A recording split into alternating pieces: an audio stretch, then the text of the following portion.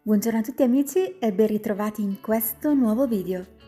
Oggi prepariamo il polpettone ripieno, davvero gigante, versione XXL con uova sode, salumi, prosciutto e naturalmente salsa di pomodoro. Un polpettone irresistibile. Ma prima di cominciare vorrei invitarvi a lasciare un like a questo video e a iscrivervi al mio canale e a lasciare un commento. A voi come piace fare il polpettone? Fatemelo sapere perché sono curiosissima. Come avete visto dalle immagini ho fatto un soffritto, ho aggiunto il sale, il pepe. Quando la cipolla è bella dorata aggiungo la salsa di pomodoro. Io preferisco usare i pelati interi che naturalmente vado a frullare. Dopo aggiungo il basilico. Possiamo usare basilico fresco oppure congelato. Tritiamo il nostro prezzemolo al coltello. Prendiamo una bella ciotola, aggiungiamo il pangrattato, in questo caso è un pangrattato fatto in casa, quindi è più grossolano. Poi aggiungo un bicchiere di latte, sale, pepe nero, sempre senza esagerare perché magari lo mangiano anche i bimbi, 120 g di parmigiano grattugiato, il prezzemolo. Se volete potete aggiungere anche dell'aglio tritato se vi piace. Io lo evito perché non lo digerisco, però ci sta benissimo se vi piace. 3 uova intere e naturalmente non può mancare la carne. Io utilizzo una carne di vitello molto magra, vitello, bovino, insomma carne di mucca. E se preferite potete utilizzare un misto, quindi metà bovino e metà carne di suino. Se utilizzate la carne anche di suino vi verrà un po' più grasso e più succoso perché i grassi hanno più succo, però io preferisco utilizzare sempre una carne magra, sono un po' fissata sulla carne. Se vi fa piacere ragazzi e ragazze lasciate un commento, lasciate un like e adesso c'è questa nuova funzione che si chiama Hype, quindi se vi va fatelo che così supporterete il mio canale. Bene, a questo punto ragazzi il nostro impasto è pronto. Vedete? Quando è così che non appiccica però è morbido, significa che è buono. Se lo sentite secco potete aggiungere un po' di latte o un po' di acqua. Per la farcitura potete utilizzare quello che più preferite. Io in questo caso utilizzo della provola perché è asciutta e filante e del prosciutto crudo. Ho messo a bollire anche 4 uova. Bastano anche 12 minuti, 10-12 minuti, tanto comunque andranno in forno. Andiamo ad appiattire la nostra carne. Utilizziamo un foglio di carta da forno così non andiamo a sporcare il piano di lavoro. Aggiungiamo il prosciutto e il formaggio filante. Naturalmente potete aggiungere tutto ciò che vi piace, quindi se preferite il prosciutto cotto, se preferite lo speck, la mortadella, un altro tipo di formaggio, tutto ciò che volete.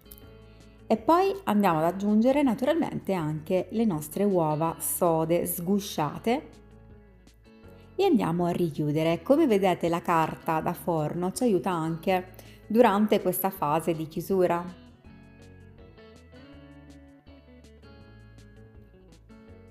Chiudiamo bene i bordi in modo che il nostro ripieno non fuoriesca e facciamo sempre un po' di pressione.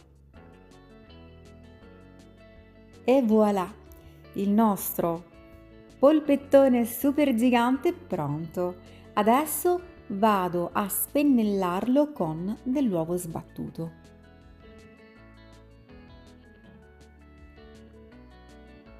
Questo naturalmente è un passaggio in più che mi permette di sigillare bene il polpettone. Vado ad infarinarlo.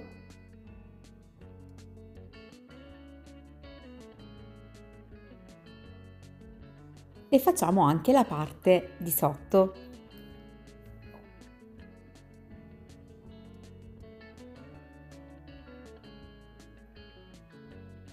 Bene, adesso che il polpettone è pronto, lo mettiamo su un foglio di carta pulito e lo posizioniamo nella nostra padella.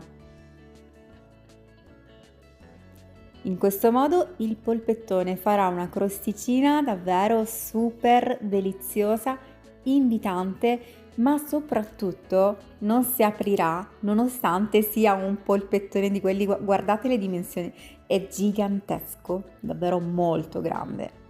Aggiungo la salsa di pomodoro che è già cotta e gustosa e quando andiamo a girarlo dobbiamo essere sempre molto delicati in questo modo. Se non vi piace la salsa di pomodoro potete farlo anche in bianco, magari lo potete sfumare con del vino bianco oppure con del succo di limone. Insomma, ci sono davvero tante varianti. Lasciamo cuocere a fuoco basso per 40 minuti, però mi raccomando, ogni tanto andiamo a rigirarlo e a coprirlo, a cospargerlo con la salsa in modo che non si secchi. Lo posizioniamo nel nostro vassoio, in questo caso mi sono aiutata con una spatola di quelle davvero grandi e lo andiamo a tagliare a fette. E voilà, guardate quanto è bello!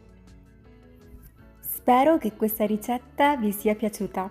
Io vi ringrazio per aver guardato questo video, se vi va supportate il canale perché ne ho davvero tanto bisogno con un like, un commento e condividendo con i vostri amici. Un bacione! Ma chi l'ha detto che la colomba debba essere per forza dolce? Con i canditi, con l'uvetta, con il cioccolato, con il pistacchio. La colomba può essere anche salata, portata in tavola come fosse un antipasto, ripiena di formaggio, salumi, olive, pomodorini, davvero un antipasto d'eccezione, bellissimo che lascerà tutti i vostri invitati a bocca aperta e soprattutto non ne resterà neanche una sola briciola, ve lo posso garantire ragazzi. Questa colomba è facilissima da realizzare. Non ci vorrà neanche il lievito madre, quindi semplicemente il lievito di birra. Possiamo impastare con le mani oppure utilizzare un robot da cucina. Davvero non ci sono scuse per non farla. Trovate il video, il tutorial con la ricetta passo passo sempre sul mio canale YouTube Francesca Chef.